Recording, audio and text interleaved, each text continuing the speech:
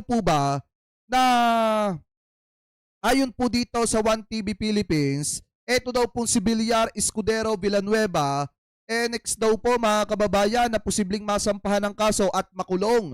Dahil ayon po dito mga kababayan, sabi po dito, Villar Escudero Villanueva, next ombudsman cases underway. Kinumpirma ni Ombudsman Jesus Crispin Boying Rimulya na isinasapinal na ng kanyang tanggapan ng paghahain ng kaso laban kina Senator Mark Villar, Joel Villanueva at Francisco Chis Escudero kaugnay ng umano'y maanumalyang flood control project mga kababayan.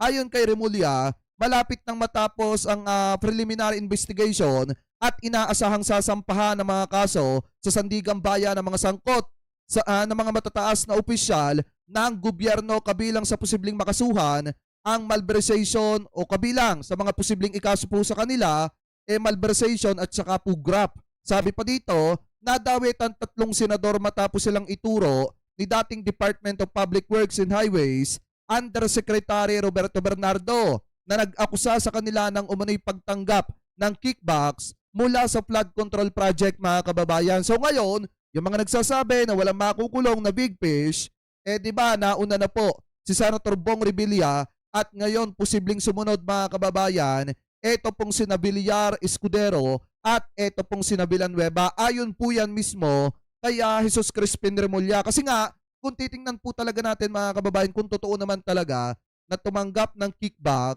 kung totoo talaga na pumera, yung mga yan sa mga proyekto ng gobyerno, abay dapat naman po talaga silang managot.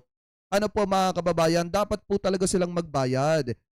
Sabi nga mga kababayan ni Manny Pacquiao, di ba si Manny Pacquiao nagpasaring at nagparinig dito po sa mga kurap na ito. Pero kung titingnan din naman po natin mga kababayan, kahit hindi naman nanalo itong si Senator Manny Pacquiao at ang nanalo ay si PBBM, maliwanag naman na kung hindi dahil kay PBBM, hindi naman po mapapapanagot etong mga ito mga kababayan at hindi lalabas ang pangalan ng mga ito na di umano ay sangkot sa pagtanggap ng pera ng mamamayang Pilipino. So ngayon, ito, pakinggan po natin naman itong pasaring daw ni Manny Pacquiao sa mga sa mga tawag dito, sa mga sangkot sa maanumalyang flood control. So sabi nga dito, Pacquiao binalikan ng mga ibinunyag ng anomalya sa flood controls o public works noong siya ay senador pa mga kababayan. So ito, pakinggan po natin. May matinding patama ang boxing legend at dating senador na si Manny Pacquiao sa mga sangkot sa flood. Kasi kung dati pa yan, ito singit ko lang, kung dati pa yan mga kababayan na ibinubulgar ni Senator Manny Pacquiao nung siya ay senador mga kababayan, ibig sabihin talagang sa panahon pa ni Digong talamak na po ang napakatinding korupsyon sa maanumalyang flood control. Kasi dati pa pala yan nasilip ni Senator Manny Pacquiao. Kaso nga lang ang problema, hindi siya pinakinggan ni dating Pangulong Rodrigo Duterte bagkos ang ginawa ni Duterte, nagpa-press con. And then after nung pa-press con mga kababayan, wala naman siyang naipakulong na mga sangkot sa maanumalyang flood control nung mga panahon na yon at mga at corruption nung mga panahon po niya. Mga kababayan, walang nakulong ni isang sangkot sa korupsyon nung panahon po niya. Si Michael Yang, si Michael Yang, kung mapapansin nyo, nung panahon po niya, saglit na ipakulong dahil nga sangkot allegedly sa pharmaceutical scam. Ano ba ginawa niya? Diba nagkaroon pa ng posisyon sa kanyang gobyerno. Anyway, tuloy pa natin. Control scandal. Matagal na rin daw niyang ibinunyag ang mga anomalya noong nasa politiko pa siya. Nagbabalik si Hannah T. para sa detalye. Kasalanan may mga korap. Hindi ako nanalo ng presidente. Kung nanalo ako, lahat sila kulungan na. Pinagdarasal ni former senator at boxing legend Manny Pacquiao ang mga sangkot sa flood control scandal. Anya, sana raw makamit na ng Pilipinas ang totoong hustisya. Nasa hot seat ngayon ang mga dati niya na rin kasamahan sa Senado, kasama si dating Senador Bong Revilla na sumuko na sa mga otoridad. Sina Senator Jinggoy Estrada at Joel. Yan, isa pa yung si Jinggoy Estrada na posible din mga kababayan bago matapos ang taon na ito na makulong. Ano po, kasama ni Villanueva at netong sina Chis Escudero at netong sina Mark Villar. Yan po yung mga magkakasama na posibleng makulong bago matapos ang taong ito. Villanueva na pinaparatangang tumanggap umano ng kickback sa mga proyekto. Bilang dating chairperson ng Senate Committee on Public Works, nung siya pa ay mambabatas, matagal na raw niyang inilahad ang malaking problema sa info projects, Diba? gaya ng sa flood control, rock netting at iba pa. Pero tila hindi raw maganda ang reaksyon ng publiko rito noon. Lahat yan. Kompleto ako sa mga ebidensya, lahat yan. Pero sabi ng taong bayan, sinungaling ako. Ganun. When I saw the comments like, sige, sinungaling ako din. Kung ano man yung kahinatnan ng bansa natin, because of the people din yan. So, ganun yan eh. What I'm trying to say now is like, there's God that we need to ask guidance. Kinilala ni Pacquiao ang aksyon ng Marcos administration sa pagsiwalat nito sa maanumalyang flood control projects dahil nagising daw ang mga Pilipino sa Tama. usapin ng korupsyon. Nakafocus ngayon ang Yan yung katotohanan talaga mga kababayan na hindi pwedeng itanggi ng mga didiset na bulag. Ano po, kasi yung iba dyan mga kababayan, makakita lang ng mga peking video, makakita lang ng mga AI generated, ganun kasimpleng gawing tanga. Alam niyo yun mga kababayan, ganun kasimpleng gawing tanga at pagmukhaing tanga itong mga taga-suporta ni dating Pangulong Rodrigo Duterte. Bakit? Nakakita lang ng against sa presidente na AI generated mga kababayan, abay paniwalang-paniwala na. Kaya namimihasa yung mga vlogger ni Digong na gawing uto-uto yung mga taga-suporta kasi uto-uto naman talaga. So ngayon, kung itatanggi ito ng mga didiset mga kababayan na si PBBM ang nagsiwalat nito, si PBBM ang nag-umpisa nito kaya nabulgar at nagising ang isipan ng mga kababayang Pilipino po natin, nasa sa kanila na po yun. Pero ang maliwanag kasi dito, kung hindi dahil kay Presidente, hindi malalaman ng sambayan ng Pilipino kung sino yung mga politikong kurap. Ano po, yan po talaga yung katotohanan dyan. Hindi ninyo makikilala kung sino yung mga dapat managot. Ano po, anyway, tuloy pa natin. boxing legend sa kanyang business ventures, kabilang ang bagong e-wallet at payment gateway na MoneyPay. Ngayong araw, formal nang binuksan ng MoneyPay ang kanilang opisina sa Makati, kung saan araw-araw daw tututukan ng dating senador ang operasyon nito. Kasi itong business na to, day to day, kailangan nakamonitor ka, updated ka, day to day transaction. At para kung anything na may problema, ma-action mo agad. Inilunsad ang MoneyPay nitong nakaraang taon na layong makapag-provide ng low-fee transactions. Aabot lang daw hanggang 5 piso per transaction pagdating sa bill payments at bank transfers. Target din ng kumpanya makapag-include ng cryptocurrency services in the long run at maiparating sa iba't ibang probinsya sa bansa ang kanilang serbisyo. Ang MoneyPay naman, hindi tayo mapapahiya because Oy, Kuya Lori, S. Del Rosario, mega love shoutout ito ay purely Filipino brand na masabi natin Filipino na business. Hindi pa raw nakikita ni Pacquiao ang pagbabalik sa politika dahil masaya raw ang buhay niya kasama ang pamilya. Pero mapapolitics man, inside the ring o private individual, patuloy naman daw ang pagbibigay niya ng serbisyo sa publiko. Para sa Agenda, Hannah T. Billionaire News Channel. So ngayon, alam nyo na nung una pa pala mga kababayan, panahon pa ni dating Pangulong Rodrigo Duterte, natuklasan na po ni Senator Manny Pacquiao yung matinding korupsyon dyan po sa DPWH. Kaya nga kung matatandaan nyo, di ba, ibinulgar niya dati yung rock netting kung saan sangkot.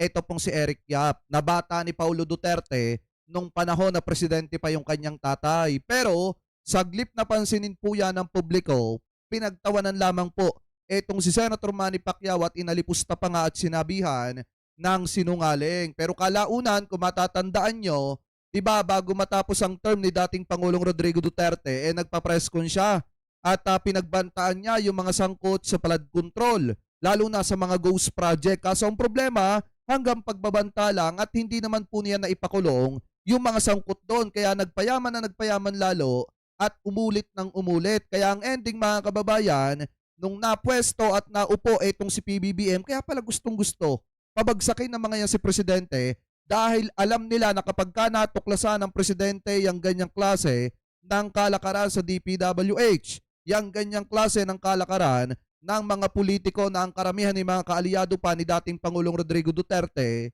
posible po silang makulong. at posible na hindi sila sinuhin ng presidente. Ganun nga ang nangyari. Nabulgar nga. Kaya gustong-gusto nila mapatalsik agad si PBBM bukod sa nalulugi na yung mga contractor at yung iba mga kontratista dyan, maliwanag din naman na habang papatagal ng papatagal itong investigasyon na ito, talagang may mga makukulong dito. Hindi lang basta mga tao, kung hindi mga senador na may posisyon pa, mga kababayan, at yung iba mga kongresista pa. Diba? Yan po talaga yung katotohanan dyan. At speaking of corruption, mga kababayan, kung makikita nyo, hindi ba kayo nagtataka? Kahit si Attorney Jesus Palsis nagtataka rito Paano kaya na-afford ng mga DDSet, mga kababayan, or netong mga Duterte na magbayad ng pagkamahal-mahal na abogado? Diba? Paano kaya nila na-afford na bayaran ng 100 million kada buwan? Ito pong si Attorney Kaufman. Diba, biruin nyo, ilang taon na? Mag-iisang taon na pala. Etong si dating Pangulong Duterte o nakaisang taon na nga, buhat nung siya ay naaresto, mga kababayan. At kung mapapansin ninyo, ibig sabihin, nasa sa 12 months na silang nagbabayad ng 100 million kada buwan. Sa madalit salita, 1.2 billion na yung naibigay, mga kababayan, ni Sara Duterte, na mga Duterte dito po kay Attorney Kaufman. Diba, biruin nyo, paano kaya nila na-afford yan? Kahit ako, nagtataka ako Unang-una, wala namang allegedly, wala namang mga negosyo. Ito pong sina Sara Duterte, itong sina Paulo Duterte.